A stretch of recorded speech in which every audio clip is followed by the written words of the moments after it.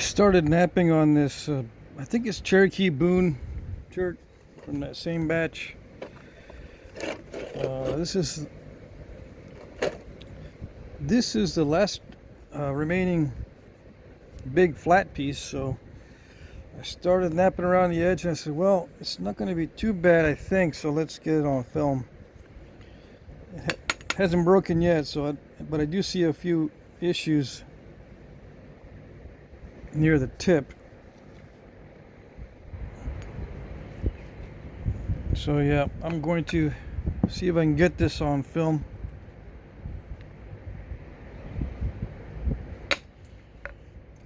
You guys have probably already watched the previous video and sitting around wondering what else you're going to do today. What else is there to do?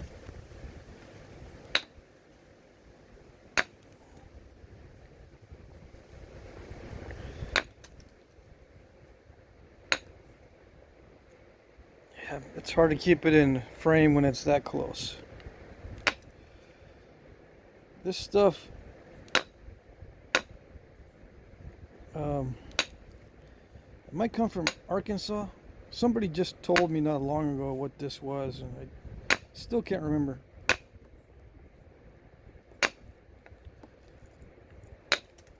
I'm curious to see if it's got different colors and streaks and veins and stuff. I won't be able to see it until I skin off this cortex. And yeah, it is a cortex, it's just very thin. It's just a bunch of patina.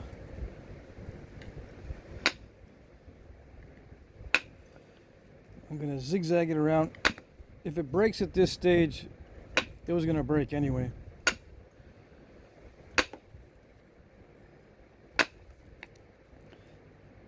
It seems like this might take longer to do than direct percussion.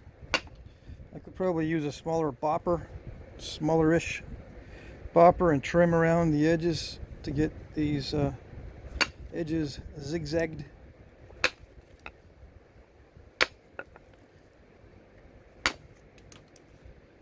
Right, I could probably do that. Some of you guys want to see that aspect.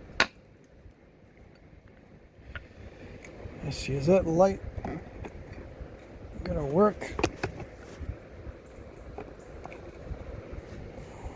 I see some shadows that are not good. Let's see, this is going to be tough through there. Let's back up the zigzag so I can get a better dig into this edge. So you gotta dig into it a little bit better. There we go.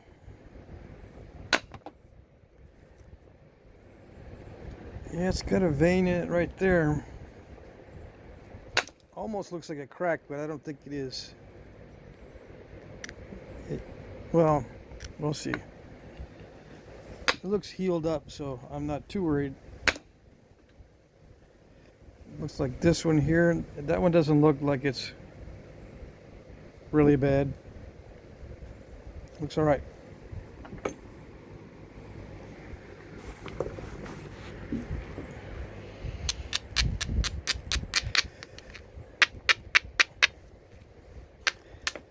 I got a few more rock challenges to do that have really, really tough stone. But after I get done with those, I'm not going to do any really, really tough stone anymore.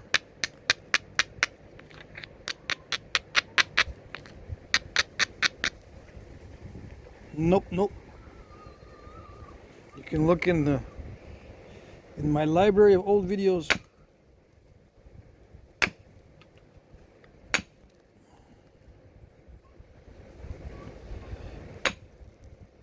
I have rhyolite that I've napped. Tough Texas Chert. Bunch of stuff. See, if I nap the hard stuff, I gotta take a day off. Give my joints a rest. Because it doesn't really hurt that much. But if I continue, it starts to wear on me. That's not too bad.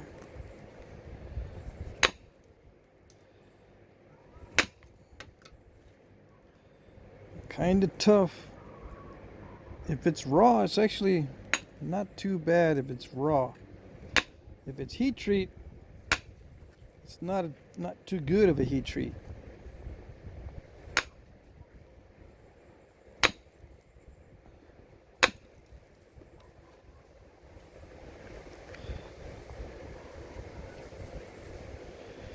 All right, do I want to keep that part? I probably don't want to keep this little part, right? So I can just trim it off. I don't know if I like it.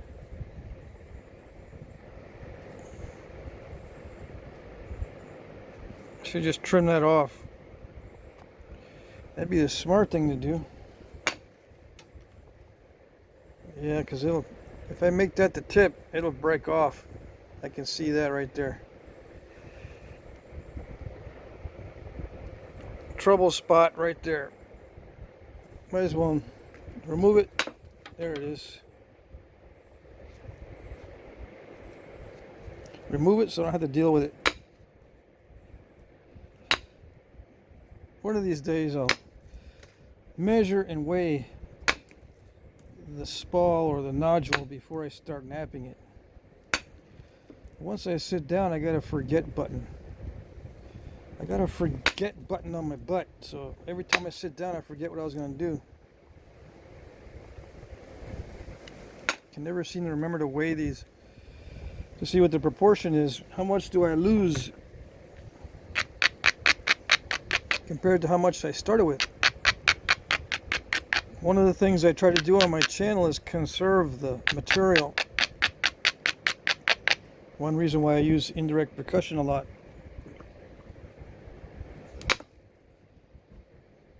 I also cut my finger. Earlier I cut my finger. In between the videos, in between the last one and this one, I was doing some spalling. And I need to get another pair of gloves. But I went down to the depot store. They didn't have any.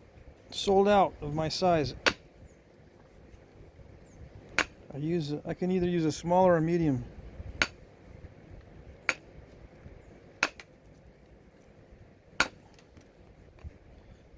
All I got was large. Those are too flappy on the fingers. I can use them if I want to do garden work. Yeah, I can use the large ones. But I need the fingers to be tight so they don't flop around on the ends.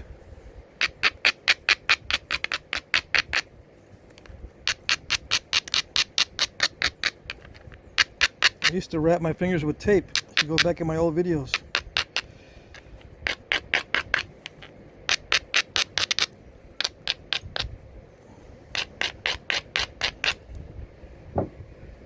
Now they come up with these fancy gloves dipped in some sort of rubber.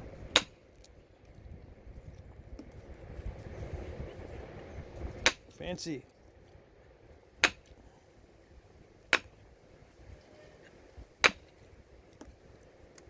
They grip well. They last a long time.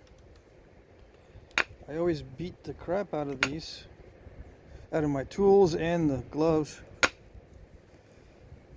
The abraders, I go through tool material fast. I will always test different kinds of rocks, tear into them, and it eats up my tools. I got a bunch of stuff sitting in my yard in my original house. It's still as part of the landscaping in my xeriscape. I go there and I beat on some rocks whenever I'm in town in the backyard.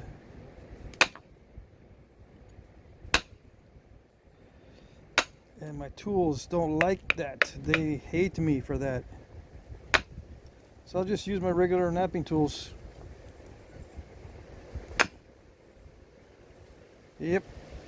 My abrader's almost done.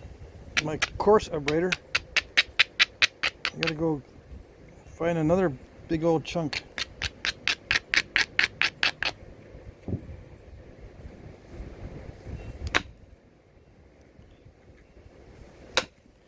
These pieces are flying. I'm hitting extremely hard right now.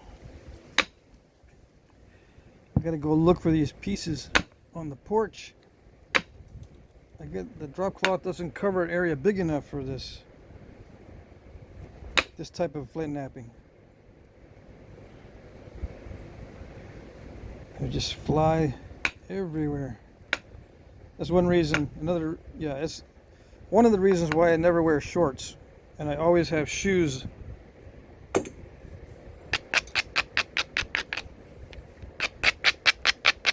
Well, one, I don't like shorts, but number two, it doesn't make any sense to be all cut up.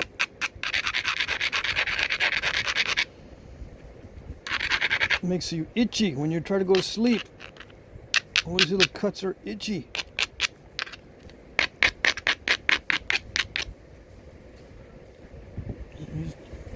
You go to lay down and you go, what is that itch? Why is this so itchy? Ah, okay, I know why. Got myself a flake cut. Flying flake cut.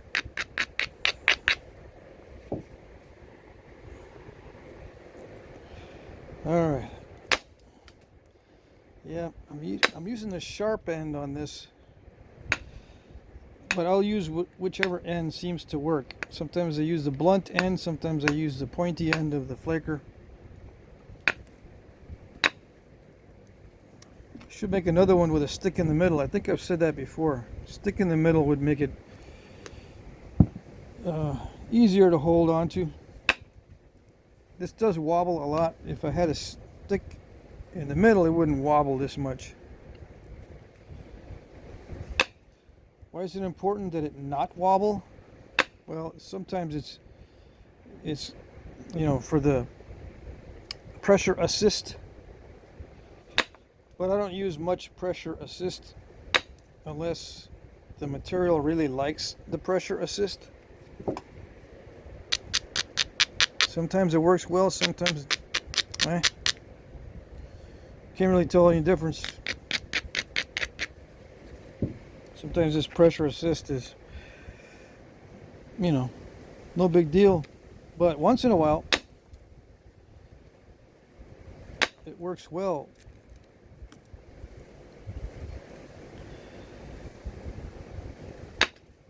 Sometimes it depends on the stone, and you new guys will not know this.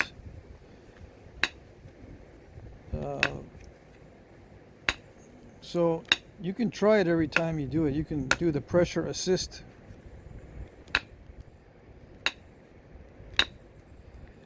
That's one of the advantages of the supported horizontal punch. You can put some pressure on it,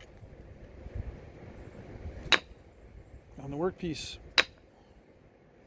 This is already getting either full of chips or hardened or something. It's not gripping the edge.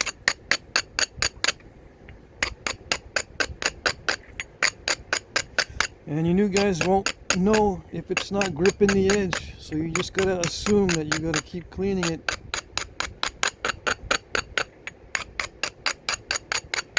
Keep cleaning it.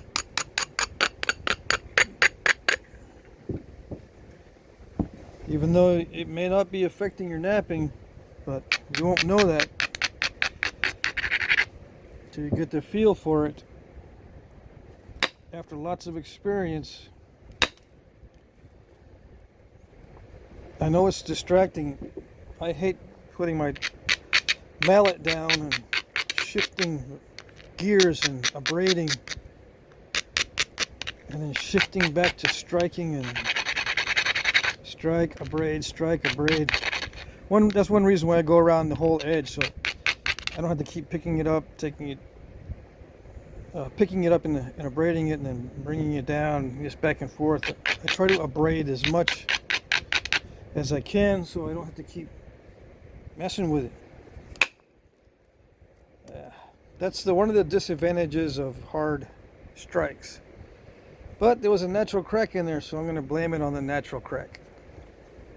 See that bite taken out? But there is a natural crack in there. I don't know, should I make something out of it?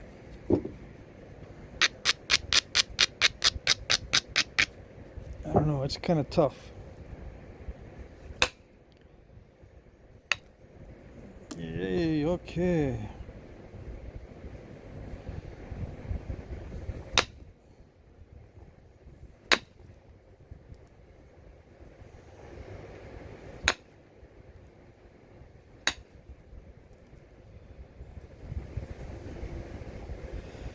Alright, let's see if I can thin this. Not too bad, not too bad.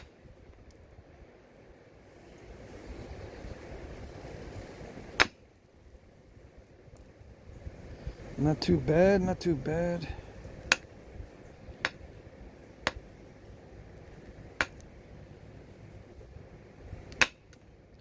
Just take opportunistic thinning flakes.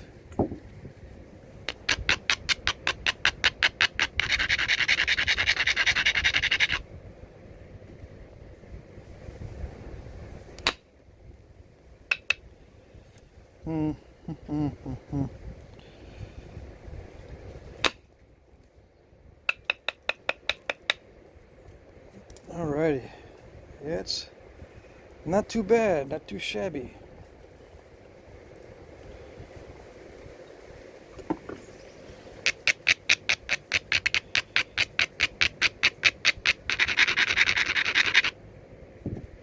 I know there's thick points out there I could make.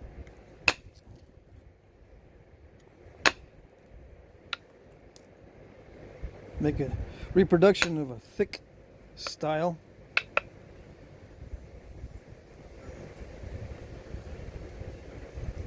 But those are too easy for you guys.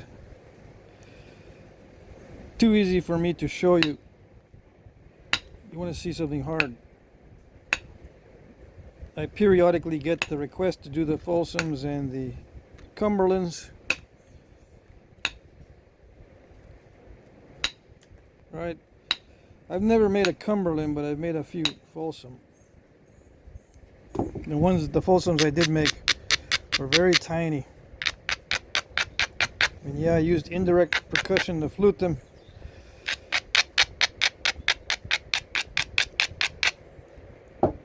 And they work as long as they're thick. For me. To get them thin, I'm going to need a jig. I just can't get around it right now. If somebody wants it. I mean, everyone wants Folsom points at a reasonable price, so I'm already being asked to provide those. If I were to provide them quickly, I would have to get a jig. If I were to make them on video, I would have to get good at doing them freehand. Getting good at doing a Folsom freehand is much more easily said than done.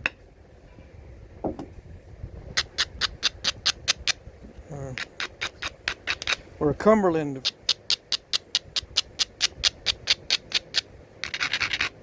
I'm wondering sometimes if those were actually even done freehand back in the day. No one really knows.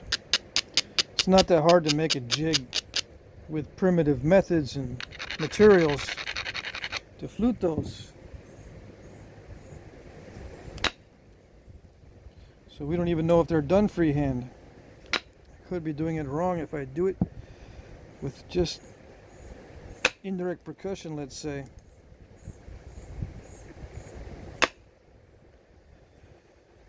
Alright, so we're getting to the point where if I hit it any harder, I'm going to break this. Now, the easiest thing to do is just to put in a simple stem.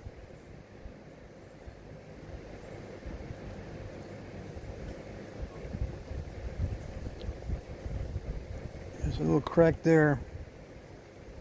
So if I take that in, if I get rid of that, area. I can get rid of both corners. I can make a Snyder's type. I don't know. I'm trying to think here.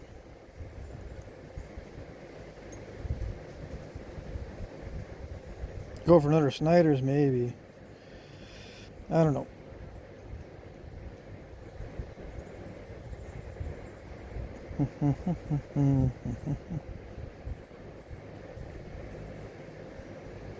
You can see that, right? If I get rid of that, it's going to leave a scoop out. But that's not bad. I mean, I can just make a stem to point, whatever that's called, in that area, or maybe near Arkansas.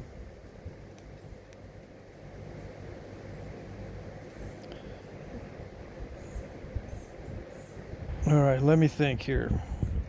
Well, while I'm thinking, I can pressure flake it. That's pretty monotonous and not too difficult.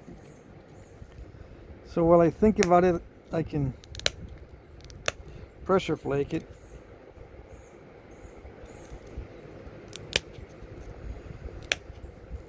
Mainly downward pressure. It's kind of crusty and thick. If I try to run long flakes right now, I'll give myself knapper's cramp. It's still early relatively early. I'm not going to give myself knapper's cramp at this hour. I'll wait until later, like just before bedtime. Then I can try to run really long flakes on something. And sleep it off.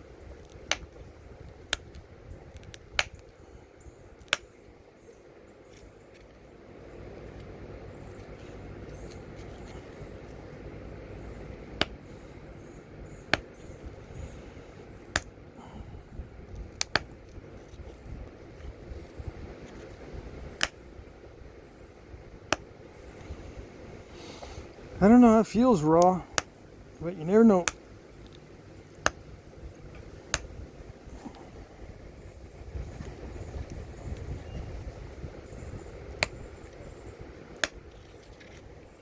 Yeah, it could be raw. It does feel raw. I can kind of tell, sort of, with the edges. If they become very spiky feeling and very grippy, it's usually raw. This is very grippy. A heat treat will not be as aggressively wanting to cut as the raw piece.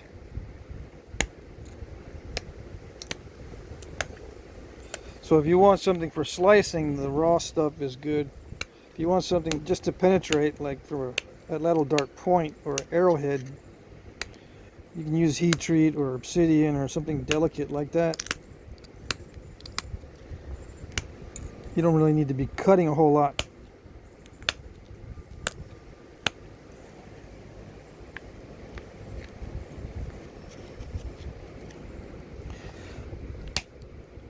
I think I still got to do a hell gap point, but not out of this one. But you see how big it was when I started, right? It was pretty big. It was like almost as big as my hand. And this is what I end up with. Sometimes I end up with 5% by weight from what I started with. If I'm really good, or if I'm doing really well, I'll have like a 10% by weight from what I started with. I've measured it before. I have weighed it before during one of those very rare days where I remembered to weigh it before I'd work on it. 5 to 10% by weight seems to be it. That seems to be the magic numbers.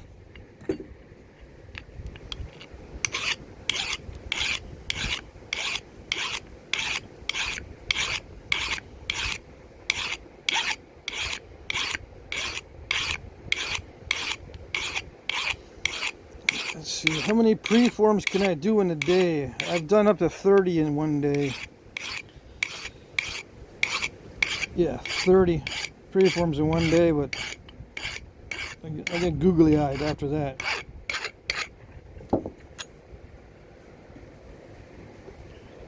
How long will 30 preforms last you? Let's say I'm back in the day. Go to the quarry. I spend a month walking. Do I want to carry more than 30 preforms back to the homestead? Probably, yeah. After walking for a month. But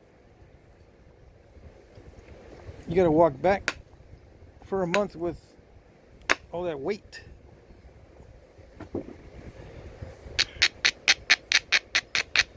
So I don't know. And if you spend more than a day at the quarry,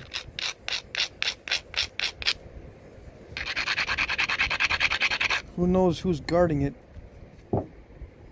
Maybe someone has moved in, or another group has moved into the area. Well, they won't like you camping out.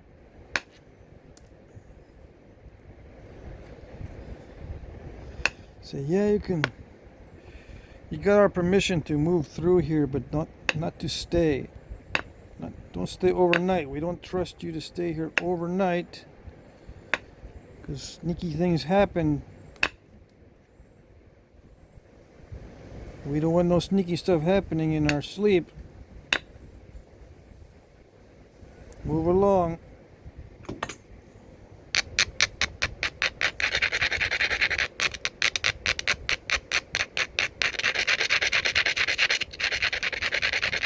That sort of thing.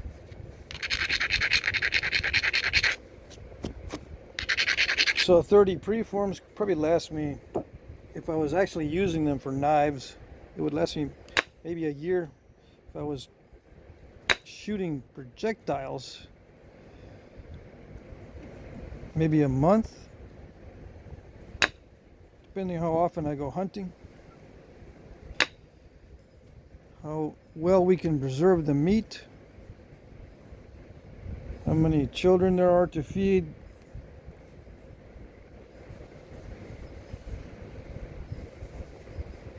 That sort of thing will affect how fast they're consumed. Or if you're a pretty bad shot, all of your level points hit the ground, and resharpen them down to nubs after hitting the ground a bunch of times. Yeah, maybe a month.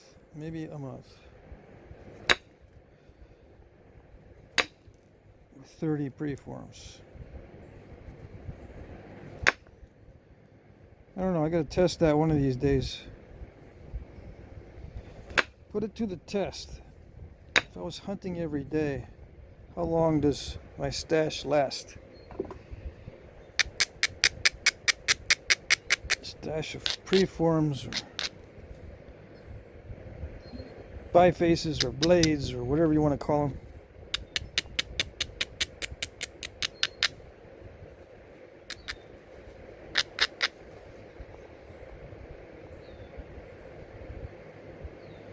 What will I hunt every day?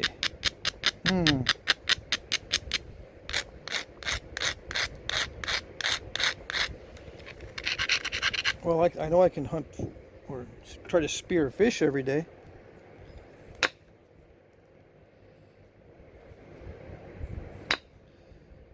Yeah, I might do that sooner than later. Do you need stone points to fish with? No, not really, but if you're going after big fish, yeah, the stone helps. Especially if you cut the spine on the fish, they just go limp.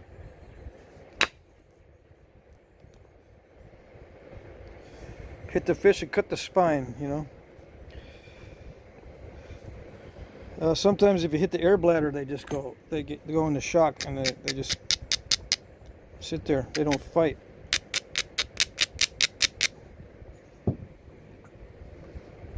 At least not with carp. Carp, I've hit them in the air bladder and they just turn over and they float. They kind of float on top, you know. Definitely if you hit them on the spine, they just go limp. No fight. Alright, so that's it for this 30 minutes. It's really tough and dry, but I might be able to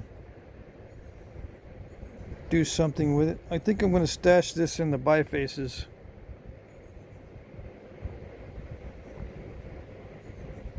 Yeah, that way I don't have to upload more videos in this series. I'll just go on to a different point type for the next video series. I was just curious to see if there was veins, but there's a few right there. I mean, there is a few. There's right here's some. One right there. Looks kind of cool. All right. That's it.